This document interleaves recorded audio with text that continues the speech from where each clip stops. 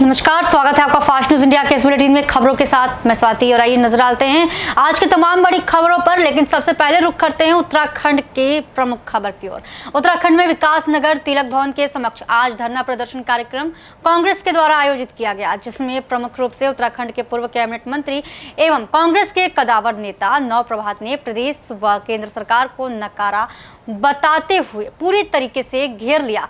अपने संबोधन में पूर्व मंत्री नव भारत ने कहा कि सिर्फ संगठित क्षेत्र की जीडीपी के आंकड़े अभी आए हैं, जो देश के लिए पूर्णतया निराशाजनक हैं। कार्यक्रम में विकास शर्मा, अब्दुल खालिक, आशीष पुंडीर, कुंवर पाल, कितेश जायसवाल, बॉबी नौटियाल, प्रेम प्रकाश अग्रवाल, महेंद्र मित्तल आदि ने भी विचार रखे। कार्यक्रम का संचालन शहर कांग्रेस कमेटी के अध्यक्ष शमी प्रकाश ने किया। धरने में सुबोध वर्मा, अनीता वर्मा, अशोक जांगड़ा, अजीत डोगरा, सचिन जोशी, महेंद्र मित्तल, अफजल बैग, रिंकू कनौजिया, बलजीत सिंह, विपुल जैन, रवि राजपूत, सदाकत अली, जैदी, साजिद वर्मान, फहीम, पम्मी देवी सहित अनेकों पदाधिकारी एवं कार्यकर्ता उपस्थित रहे। देखिए उत्तराखंड से सविता रानी की रिपोर्ट।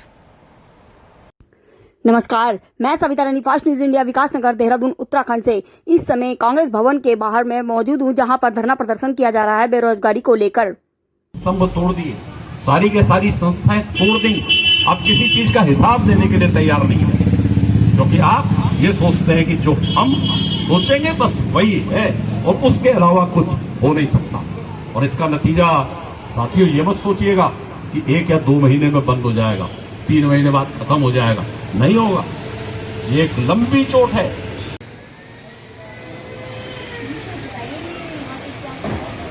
आज हमने पूरे प्रदेश के अंदर कांग्रेस पार्टी ने आज धरना दिया है। प्रत्येक ब्लॉक में हमारी मांग है भारतीय जनता पार्टी की सरकार बेरोजगारों को रोजगार दे या गद्दी छोड़ दे। कारण ये है कि सामान्य काल में तो सरकारें क्या करती हैं, सड़क बनाना, नाली बनाना, लेकिन संकट काल में सरकारों की परीक्षा की घड़ी होती है कि सरकार अपने नागरिकों की कितनी सहायता कर पा रही है, कितनी हेल्प कर पा रही है, उनके लिए क्या कर पा रही है। संकट काल में भारतीय जनता पार्टी की सरकारें पूरी तरह से विफल सिद्ध हुई हैं। इस देश को लॉकडाउन अनियोजित तरीके से कर दिया गया, सबने देखा। लाखों मजदूर सड़कों पर पैदल चले, करोड़ों इस देश के अंदर 40 करोड़ से ज्यादा लोग इस देश के अंदर आज की तारीख में बेरोजगार हो चुके हैं। ट्रांसपोर्ट सेक्टर पूरा बंद है, छोटा दुकानदार बर्बाद है, कंपनियां पूरी की पूरी बंद हो चुकी है, कर्मचारी बर्बाद है। मतलब देश का कोई ऐसा सेक्टर, सरकार को एक दिन भी सरकार में रहने का, अपनी गद्दी पे रहने का हक नहीं है।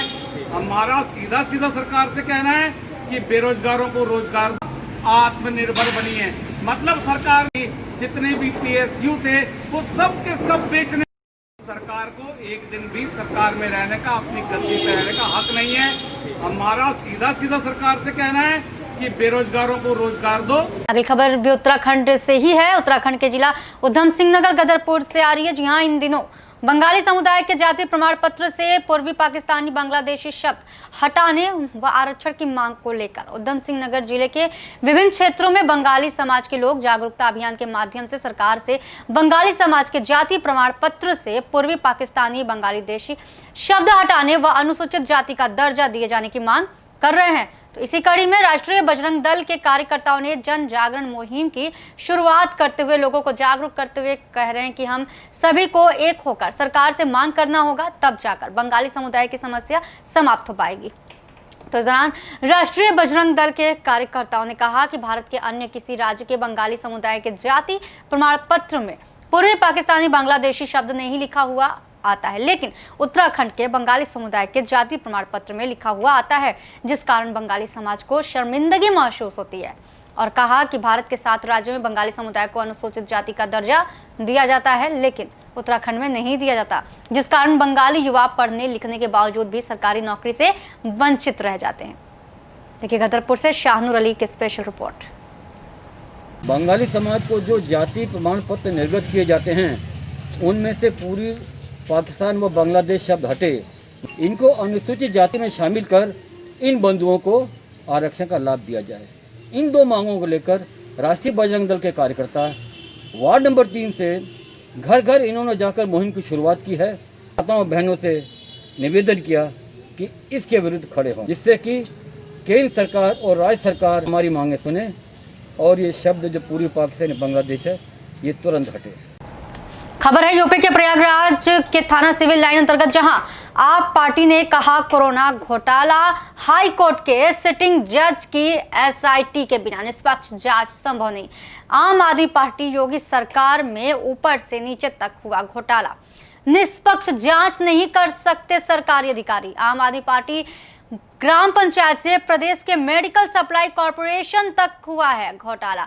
आम आदमी पार्टी ऑक्सीमीटर व थर्मामीटर में 65 से ज्यादा, तो एनालाइजर खरीद में 20 से ज्यादा जिले में हुआ भ्रष्टाचार। 10 दिन में कहां जांच करेगी एसआईटी आम आदमी पार्टी।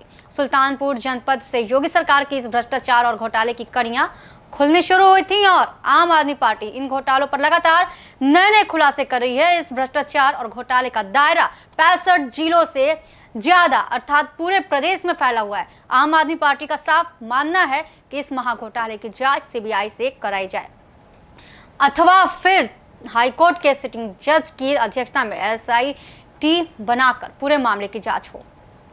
देखिए प्रयागराज से कुमारी मनोज सिंह की खास रिपोर्ट। विगत दिनों उत्तर प्रदेश सरकार का एक बड़ा भ्रष्टाचार उजागर किया है। सुल्तानपुर से यह भ्रष्टाचार सामने आना शुरू हुआ, जहां पर 800 रुपये का जो पल्स ऑक्सीमीटर आता है वो 9,800 रुपये का खरीदा गया। पूरे उत्तर प्रदेश में धीरे धीरे करके ये जानकारी मिल रही है कि अलग अलग दामों में पल्स ऑक्सीमीटर या थर्मल स्कैनर खरीदा गया है, जो मौजूदा इस समय रेट चल रहे हैं उससे 500 गुना दाम में उत्तर प्रदेश सरकार ने ये भ्रष्टाचार किया है। ये सारी चीज़ें खरीद कर उत्तर प्रदेश सरकार के ऊपर जब आम आदमी पार्टी के द्वारा ये दबाव बनाया गया और मीडिया ने ये सवाल पूछना शुरू किया कि ये भ्रष्टाचार कैसे है, तो माननीय योगी जी ने, मुख्यमंत्री जी ने एक खाना पूरी करने के लिए 3 आईएएस ऑफिसरों की एक एसआईटी कमेटी गठित कर दी है और 10 दिन का समय दिया है कि इन 10 दिन में आप अपनी रिपोर्ट सबमिट करें। 1 लाख से ज़्यादा गांव है उत्तर प्रदेश में। क्या हमारे ये 3 आईएएस ऑफिसर ये हेलीकॉप्टर हैं जो इतनी तेज़ी से काम कर लेंगे? और आम आदमी पार्टी की ये पूछना चाहती है योगी जी से कि आपके जो टीम 11 है, जिससे आप लोग प्रतिदिन सुबह 11 बजे बात करते हैं, जो कोरोना काल चल रहा है उसके बारे में जानकारी लेते हैं, सामान खरीदे जा रहे हैं उसके बारे में जानकारी लेते हैं, तो क्या आपको ये नॉलेज नहीं है कि ये इतना बड़ा भ्रष्टाचार हुआ कैसे, इतने महंगे सामान खरीदे कैसे गए? कहीं ना कहीं ये एक संदेह का विषय है। ये कहीं ना कहीं एक बड़े घोटाले को उजागर कर रहा है और योगी जी के ऊपर सीधे उंगली उठ रही है कि आपको ये जानकारी क्यों नहीं, आपकी टीम 11 कहाँ थी, क्या कर रही थी। हम लोग ये मांग करते हैं कि इसकी जांच, इस महाघोटाले की जांच कम से कम मौजूदा जज से, सिटिंग जज से ये जांच करवाया जाए या सीबीआई को ये जांच सौंपा जाए, ताकि दूध का दूध और पानी का पानी हो सके। जो भी दोषित अधिकारी हैं, चाहे वो सरकार में बैठे हुए नेता हैं या खुद मुख्यमंत्री जी ही क्यों ना हो, ये जनता के सामने उजागर होना चाहिए कि ये भ्रष्टाचार कहाँ से हुआ। और आज उसी को लेकर, उसी वक्तव्य को लेकर हम लोग आज यहाँ पर प्रेस वार्ता कर रहे हैं। एक घोटाला सामने आया है उत्तर प्रदेश का। ये इतना बड़ा घोटाला है कि अभी तक 65 जिलों में इस घोटाले की जो सत्यता है वो सामने आ चुकी है। उत्तर प्रदेश सरकार जो पल्स ऑक्सीमीटर 800 रुपये में मार्केट में बड़ी आसानी से किसी भी नेट पर उपलब्ध है, उत्तर प्रदेश सरकार के पदाधिकारियों ने वही पल्स ऑक्सीमीटर 2800 रुपये में, 3300 रुपये में खरीदा है। जो हेमेटोलॉजी मीटर आता है वो इस वक्त 1,45,000 रुपये में उपलब्ध है और उस हेमेटोलॉजी मीटर को 3,30,000 रुपये में उत्तर प्रदेश सरकार ने खरीदा है। आम आदमी पार्टी में सुल्तानपुर से इस चीज़ का उजागर किया और माननीय संजय सिंह जी ने, तो आज ये पूरे मीडिया में ये चर्चा का विषय बना हुआ है और रोज़ आम आदमी पार्टी कोई ना कोई इस तरह के महा घोटाले को सामने ला रही है।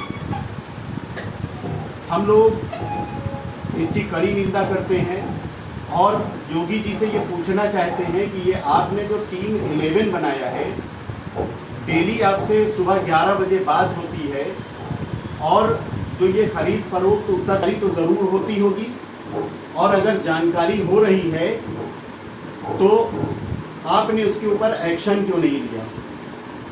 ये कहीं न कहीं शंका पैदा करता है कि योगी सरकार के मंत्री या हमारे मुख्यमंत्री खुद इस बड़े घोटाले में कहीं न कहीं इन्वॉल्व हैं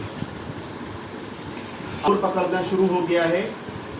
तो माननीय योगी 3 IAS ऑफिसरों को ये कहा गया है कि आप लोग 10 दिन के अंदर अंदर अपनी रिपोर्ट लगाइए। अब ये सोचने का विषय है। यूपी के हरदोई जिले में थाना लोनार ग्राम पंचायत एजा में प्रधान व सफाई कर्मचारी नहीं दे रहे ध्यान। ग्राम पंचायत में नाली का कोई निर्माण और सफाई न होने से नाली बंद हो जाती है। पाइप व सड़क के ऊपर से बहने लगता है पानी, जिससे तंग आकर ग्रामीण जनता ने खुद ही नाली की सफाई की है। देखिए एजा से शिवम सिंह की रिपोर्ट। तैयार नहीं, प्रधान को भी कई बार सूचित किया, बात करते हैं। क्या नाम है आप? मेरा नाम जितेंद्र कुमार सिंह। कहाँ रहते हैं? जिला हरदोई, गाँव मेजा का रहने वाला। अब ये क्यों साफ कर रहे हो? यहाँ कोई साफ करने नहीं आता है। अब पानी इतना भरा रहता है, आपके घर के पास भी निकलता होगा? हाँ निकलता है। अच्छा, इनका कहना है कि पानी भरा रहता है, ऊपर से चलता है, हम लोगों के निकलने में बहुत कष्ट होता है और पानी से काफ़ी जो है कीचड़ होता है, इसलिए हम स्वयं साफ कर रहे हैं, कोई करे या न करे। देखें फास्ट न्यूज़ इंडिया से शिवम सिंह की रिपोर्ट एजा हरदोई से। देखें ग्राम व पोस्ट एजा में नाले में भरा है पानी, ना कोई सफाई कर्मी ना कुछ नहीं, और गांव के जनता कर रही है। जब बताते हैं तो कोई जो है सफाई या कुछ करने के लिए तैयार नहीं। प्रधान को भी कई बार सूचित किया, बात करते हैं। क्या नाम है आप? मेरा नाम जितेंद्र कुमार सिंह। कहाँ रहते हैं? जिला। खबर है यूपी के प्रयागराज जिले के थाना सिविल लाइन अंतर्गत, जहां बाहुबली पूर्व सांसद अतीक अहमद पर कार्रवाई का सिलसिला आज भी जारी। प्रयागराज के हाई कोर्ट के पास 2 अवैध संपत्ति पर जिला प्रशासन का बुलडोजर चल रहा है। मौके पर भारी पुलिस बल और जिला प्रशासन के अधिकारी मौजूद। देखिए प्रयागराज से कुमारी मनोज सिंह की रिपोर्ट। क्या नाम से है ये? इसका एरिया अप्रॉक्सीमेटली 570 स्क्वायर मीटर है। इसका वर्ष 2006 में तत्कालीन नगर विकास प्राधिकरण से मानचित्र स्वीकृत हुआ था। इन्होंने ओपन एरिया पेनल्टी की धनराशि माननीय उच्च न्यायालय से स्थगित करा ली थी रिट याचिका दायर करके। वर्ष 2017 में माननीय उच्च न्यायालय ने इनकी रिट याचिका खारिज कर दी। तदुपरांत इनके द्वारा वांछित धनराशि जमा नहीं की है, इसलिए इनका मानचित्र निरस्त कर दिया गया था। इसका विधिक ध्वस्तीकरण आदेश पारित किया गया है, जिसके कारण इस अवैध भवन को ध्वस्त कराया है। कितने की लागत की है ये? ये मैंने वो असेसमेंट नहीं करवाया है, इसकी लागत कितनी वो असेसमेंट मैंने नहीं, मेरे पास नहीं है कि असेसमेंट कितना। और कहीं और कार्रवाई होनी है आज कहीं और नहीं।